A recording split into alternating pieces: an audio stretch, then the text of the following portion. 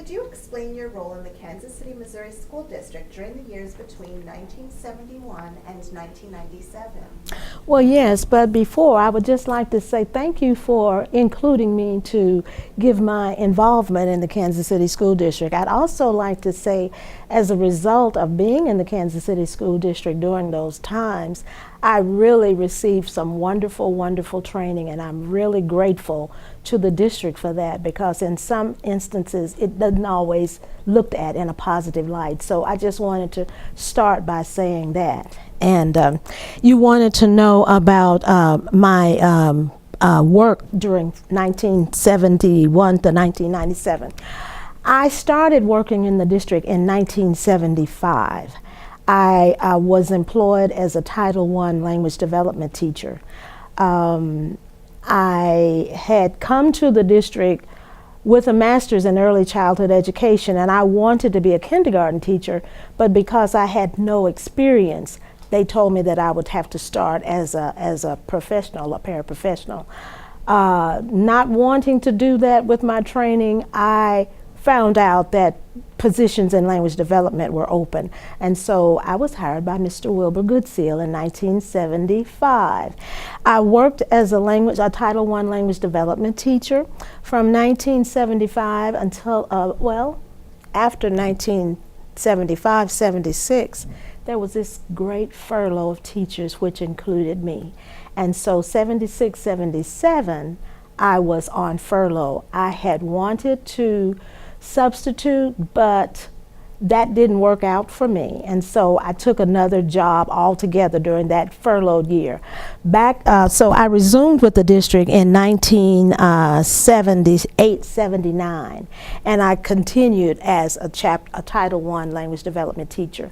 I was Title I the entire time, but during the 80s, I believe from 1979 to 1983, I was a language development teacher at Weeks. Oh, and let me go back.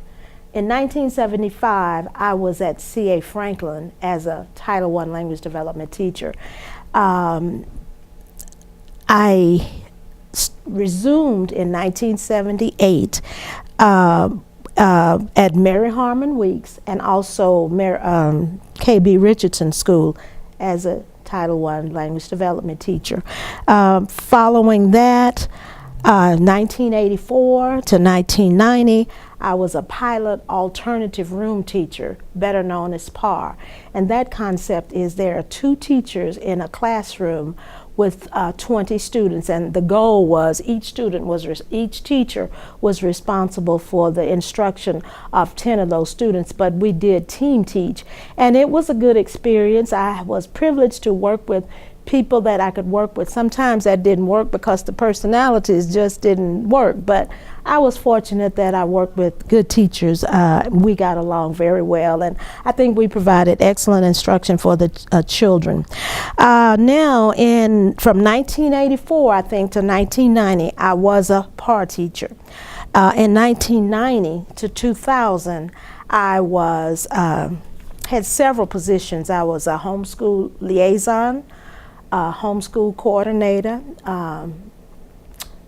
parent involvement person, in school suspension teacher, literacy teacher, and finally a reading recovery teacher. And when I retired from the district in 2006, I was a reading recovery teacher. And I must say that I had my reading recovery training in 1998, 1999.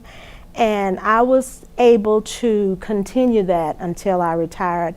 And I was one of the few reading recovery teachers that continued throughout the time that I worked. So I was fortunate and blessed to have that experience. So that is my role as a teacher.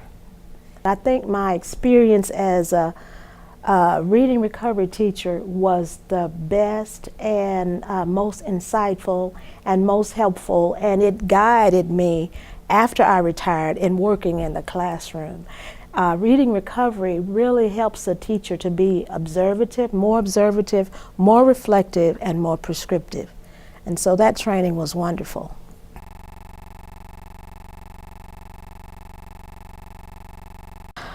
Well, had to do a lot of research on that because I came during that time and just moving along. The efforts that were put into place, I know that there was unhappiness in the community due to the overcrowding of schools, due to the housing patterns, and the efforts that were put into place were court-ordered, and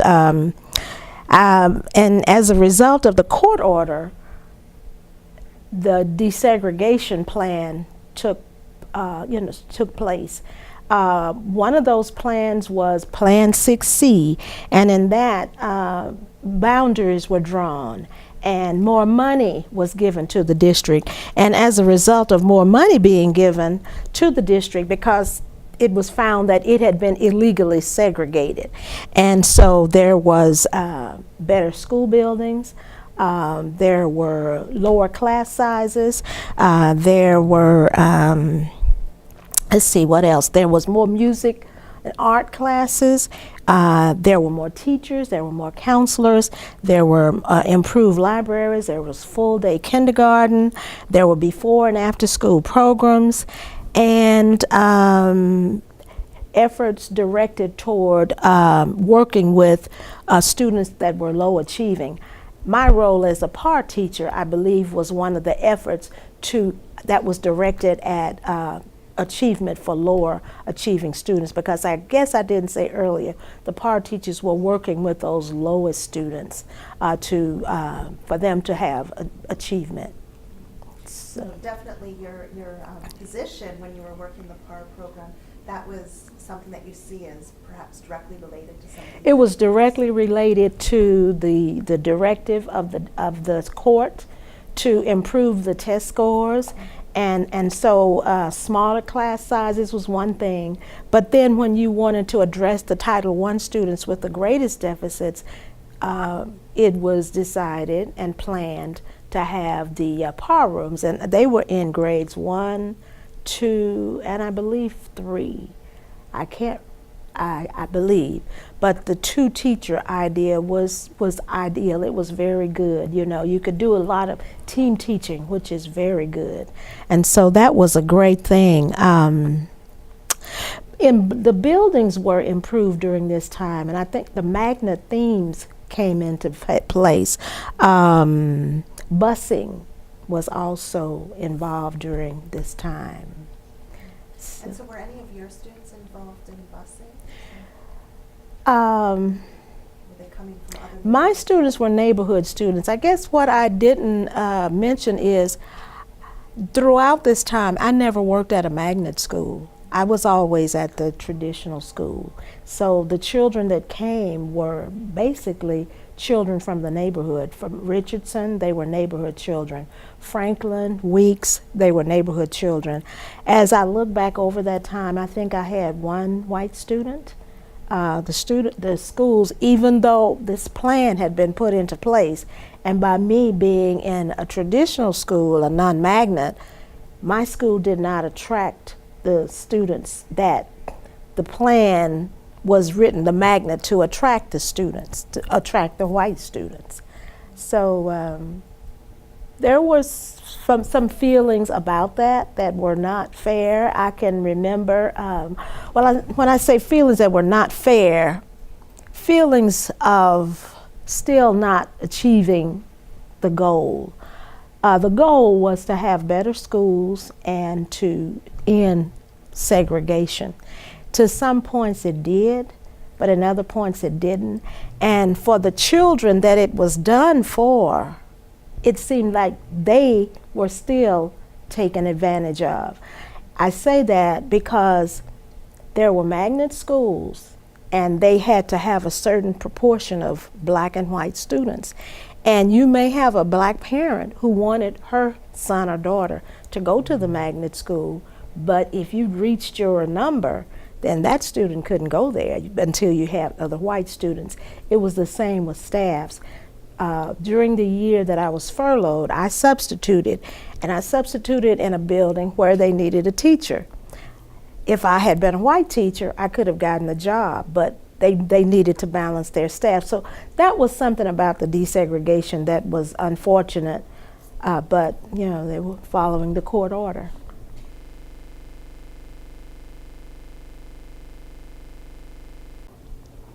Some of the colleagues, first of all, my colleagues that I worked with were always very committed.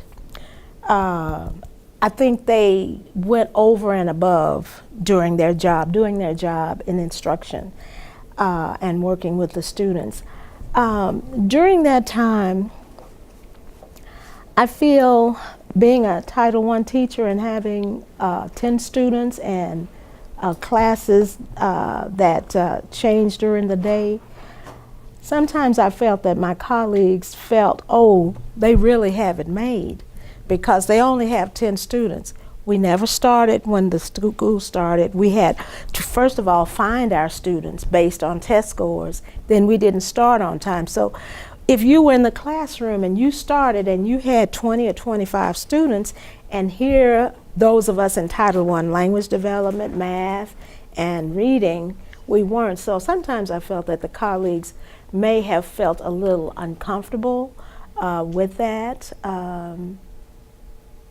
I was very comfortable and I liked what I was doing. I feel that they did too, but I guess they were thinking this is not fair. But when you're working with students that have additional needs, it takes more time and it takes different kinds of instructional strategies. So maybe they didn't quite understand.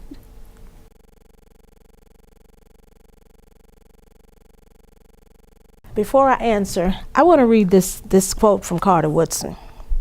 Carter Woodson says this: "The so-called modern education, with all its defects, however, does others so much more good than it does the Negro, because it has worked out in conformity to the needs of those who have enslaved and oppressed weaker people." So, this desegregation was designed to help African Americans, but they weren't helped to the point that they wanted. So when you ask about the attitudes of how did the community respond, I think at first the community felt that, oh, this is a good thing. Now we're going to have the schools we needed. We're going to have the schools that we've had to go to court to get. We feel really good about it until, as I had said earlier, you have a parent that's trying to get her child into a school and the parent can't get the child into the school because they don't need children of color.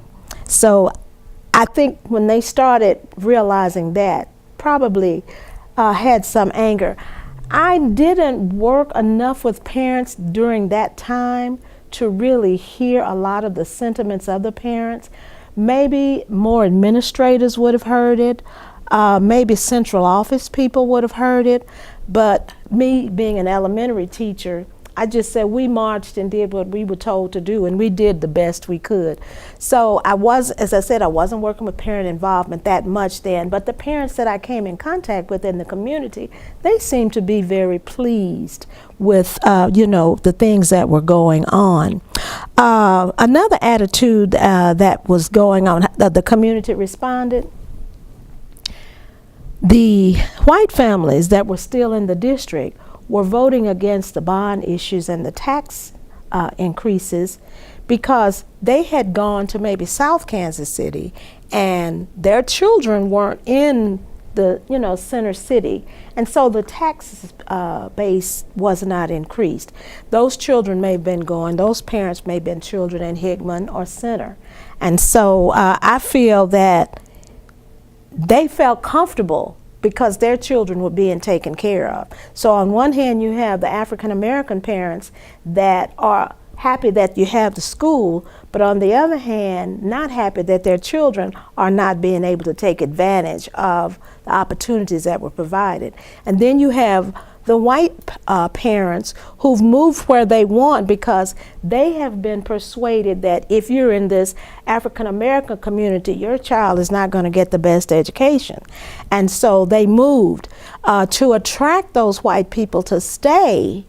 The magnet schools came in, and we did receive more students as a result of that, but still not enough. We even had a school district, Missouri City, that said that they would come in and participate. So that, I feel, are the attitudes of the community, both communities, the African American community and the white community, as far as I know.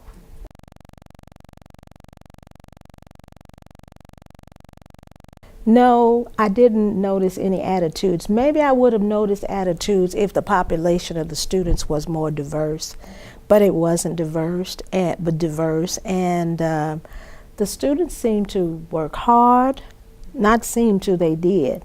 They were obedient. It was a wonderful experience. I mean, it was a good experience. I learned from the children and they learned from me, but I can't remember them being unhappy. I can't remember them not doing their best. And so I would think that their attitudes were positive. They showed positive attitudes to me. The administration was positive. The teachers were positive. The teachers were committed. The teachers worked hard. And the attitudes that we portrayed somehow was passed down to the students. They didn't come with attitudes from home. They were good to work with. So I didn't notice negative attitudes.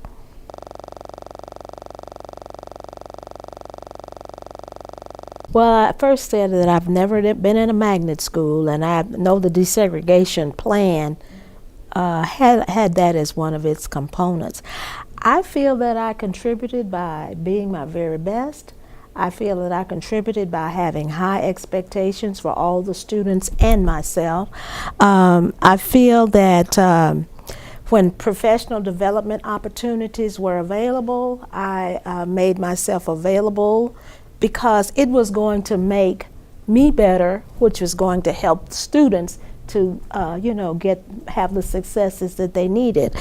And so I really can't give a contribution other than my work. Now, one thing I can say that the school district did provide through this budget was staff development opportunities to travel to other cities to see how some of their schools worked. And so I did have the opportunity to go to the 16th Street School in Milwaukee, where I observed I went and stayed at this school all day, and I brought a lot of good ideas back. And one that I can remember, there was one teacher who had on her bulletin board, "I've got a new attitude."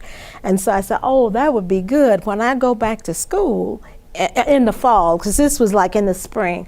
When I begin in the fall, I'm going to use that Patti LaBelle thing. I got a new attitude, but it's a new attitude toward learning, a new attitude toward cooperating. And so that first month of school, it was a new attitude. So as a result of just seeing what other schools are doing in other districts that were similar, that was a wonderful thing that was provided. So I contributed in that way.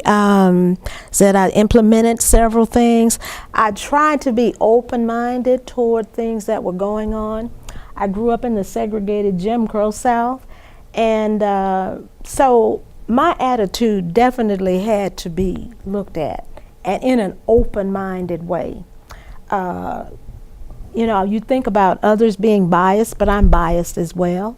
And so I just have to be honest and say there were some things growing up in the South that were different.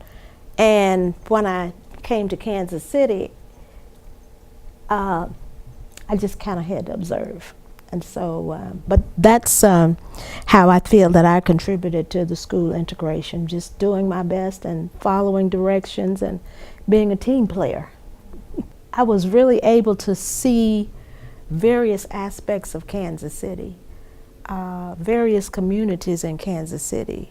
As a homeschool coordinator, I was able to go and visit the homes. I was able to have parent involvement activities, and that was a good thing, just to do that. So also, as a result, I attended a grant writing workshop and in St. Louis, and I came back, and I was at Bancroft at the time, And we wrote a grant that allowed students to have some after-school activities. And one of the after-school activities that we received the grant for was a boys group called Image Makers. And I had shared some artifacts from information that I got from Kunjufu about African American boys and how you really need to be, what you need to do to be successful with them. And so looking at the makeup of the home in that community, because this Bancroft was at 43rd and Tracy, many single family homes, many mothers, and we know that dads are the best people to work with boys. Or a mother can tell a boy what she'd like, but she's never been a boy. So I thought it would be good to have men to come in and talk to the boys after school. So in this grant, they came in, they played basketball with them, played games with them. The men were from businesses like Southwestern Bell, well, AT&T now, but Southwestern Bell. So they took the boys on field trips and just let them see what it was like.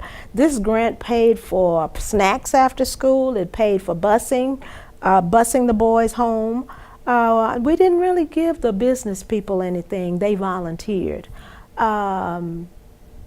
So that was a good thing. So the Image Makers Club, and I've had, after that program was over and after I went to another school, I was out one day and one of the boys who was in Image Makers said, you know, I'm so glad you did that because we had a lot of fun. And so the goal was to help boys to be around positive male role models. And we received that funding for at least 2 or 3 years, you know. So that was very good. So having that funding, working with parental involvement, going to the home, inviting the parents out to know more about what they could do to help. I was also given professional development with effective Black parenting. And I was never able to do a workshop on that, but it was very, very meaningful with just working with parents to help them to work more effectively with their students.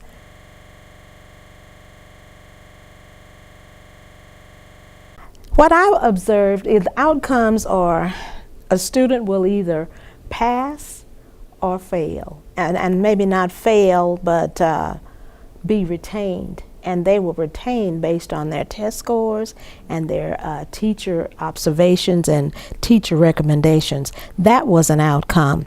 Another outcome was students showing or the knowledge that they had gained through teaching. It could have been spelling bees or math bees. Those were outcomes of instruction. That's about all that I can recall now. We all had high expectations.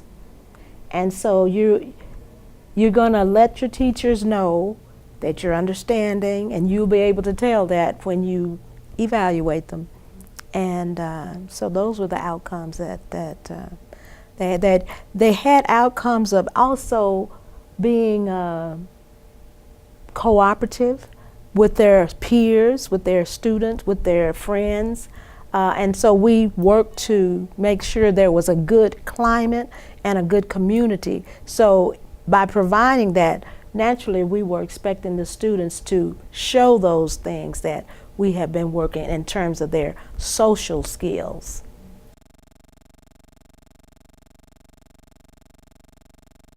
I can only give you experiences of students prior to that time. My husband was a graduate of Central, but it was in 1959, so this was even before. But looking at the outcomes that I observed socially with him, and because of how the desegregation turned out, I just don't know if the outcomes were as positive as they were planned, and I think It was because the neighborhood still remained segregated. And so to have social outcomes, I mean, to have the social outcomes that maybe they were looking for, you really need to have a diverse group of people. You know, when you're one group all the time, you just know about that one group. And we need to all learn from each other, and the only way we can do that is to different groups and races and cultures come together. That I didn't see. So in terms of hearing people talk about it, they really didn't talk about it. I taught in the district, I lived in the district, but I was new to Kansas City. And so it's not like I had friendships with parents, with church members. I went to church in Kansas City, but the parents at the church and their children went to the schools. But again, there were no complaints about school. There was really no discussion about school unless they were really having problems, and I didn't really hear of any problems that they were having.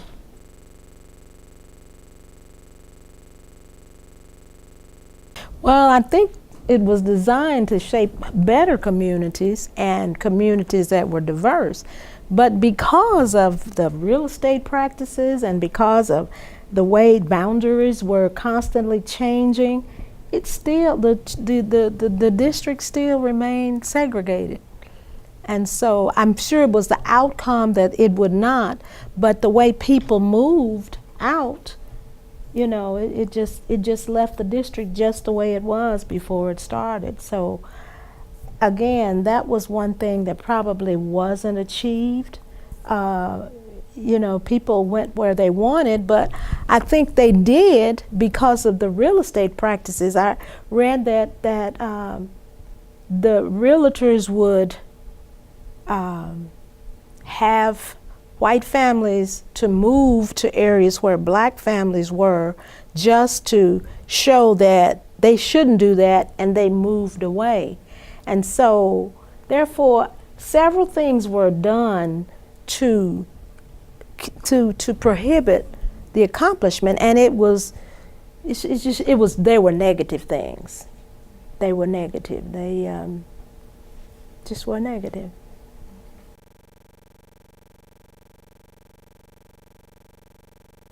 First, we need to revisit and utilize some teaching modalities and methods that were successful that may be useful today. Sometimes we say, well, that was something we used a long time ago, that doesn't work anymore. And we don't really try because sometimes you're not in the time frame to try. So I think maybe that can be revisited. I think we should also utilize new methods, new technology, and we should also be more observant about how students learn, and really zone in on that. I feel that more teacher reflection, observation, and prescriptive teaching needs to be done. I feel that staffs and teachers need to get to know their students, their families, their neighborhoods in the first month of school. What I observed as time goes on, because of the testing, it seems that, you know, first week of school, you're beginning your testing, you know, you're getting ready for the test. When I was not in the classroom, but my mother was a teacher. I come from a family of teachers and administrators. And so my mother, many years ago, would always get to know her students first. When you get to know the students first, you can know how they learn better. But if you just start in and you have one size fits all, it may not work, and therefore you could have problems. And so I just feel that one of the things it would be good that could go back to is getting to know the families first. Might even mean going to church. It might mean having church programs. Go where the children and the families are. Be a part of it. Be genuine. I think that would help. I think when we establish the rules and procedures, we need to be fair in it. We need to have very good communication skills. We don't need to be afraid to say something because it may hurt someone's feelings. I think the problem that we have in our country today is that people are not really honest, and if one group acts one way, people don't understand. But I think a lot of times people don't want to understand. I think people want to feel that their way is the right way and there's no other way. So I just feel that we need to have open and fair communication. I think we need to have understanding between all people that are involved. I think we have to have high expectations for all. Sometimes you read about teachers who can't do because the parents are there observing, and sometimes the teachers lose their jobs. And I'm not talking about Kansas City, I'm just talking about what I'm observing in education. It looks like it's all about going to college and doing whatever you need to do to go to college. That's not really the best for the student. So I feel that communities need to let teachers teach and not try to, tell them how to do the job that they have been trained for. I think we need to have more accountable parental involvement. After I left the district, I worked as a part-time teacher in a charter school that's a part of the Kansas City School District.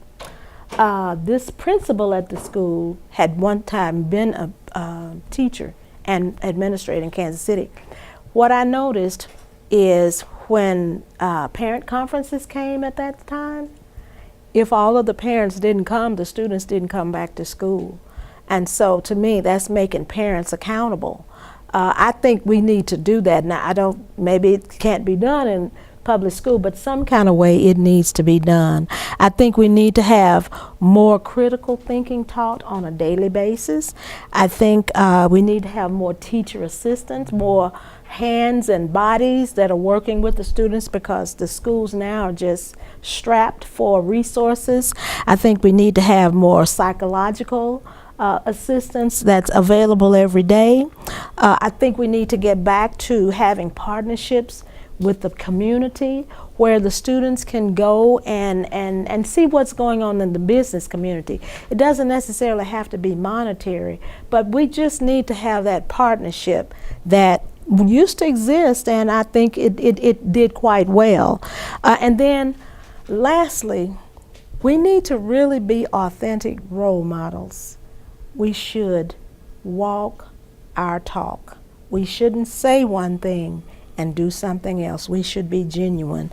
So I think those are things that we could look at. And just to kind of go over that again, I think we need to have honest communication. I think we have to have accountability. I think we need to observe, and I think we need to just show that love for one another so that we can appreciate all people, all children, all families, and let them be who they are. And I think the academics will come in place.